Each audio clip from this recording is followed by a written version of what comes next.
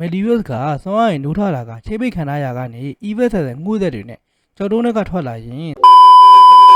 ဘရိုနီကာကိုအနေရပေးဖို့ကြိုးစားနေကြတဲ့အတွက်ဂရီယာမိုးကဂီလာနဲ့ဂျေရီကိုမော်ဆာနဲ့ချုပ်ထားလိုက်ပါတယ်။ အဲလစ်ဘတ်ကဘရိုနီကာကိုမယုံတော့တဲ့အတွက်ထွက်ပြေးနေကဘရိုနီကာကနောက်ကပြေးလိုက်နေပါတယ်။ဂီလာကအဲလစ်ဘတ်ကိုဖမ်းရင်သူတို့နဲ့ပူးပေါင်းဖို့ဂရီယာမိုးကိုပြောနေပြီးအရှင်မြတ်ရဲ့အသေးဖမ်းမှုအမိန့်ရတာကြောင့်ပြောလိုက်ကဂရီယာမိုးကတခုခုသဘောပေါက်သွားပြီးဘရိုနီကာထံအပြေးထွက်လာပါတယ်။ပေါက်ကွဲမှုတစ်ခုဖြစ်သွားပြီးအဲလစ်ဘတ်ကဘေးကင်းခဲ့ပေမဲ့ဘရိုနီကာကတော့ဒဏ်ရာကြီးကျယ်ရသွားပါတယ်။တေလူမျိုးဝဖြစ်နေတဲ့ဘရိုနီကာကိုအဲလစ်ဘတ်ကသူမမုန်းတယ်လို့ပြောခဲ့မိတဲ့အတွက်တောင်းပန်နေပြီးသူမအမကိုအရန်ချေချောင်ပြောနေပါတယ်။ဘရိုနီကာလည်းအဲလစ်ဘတ်ကိုချေချောင်ပြောလိုက်ကဂရီယာမိုးကိုအဲလစ်ဘတ်ကကာကွယ်နောက်ဆုံးမိန့်ပေးလိုက်ပြီးညီမဖြစ်သူအဲလစ်ဘတ်ရဲ့လက်ထဲမှာပဲဘရိုနီကာတယောက်တေဆုံးသွားခဲ့ပါတယ်။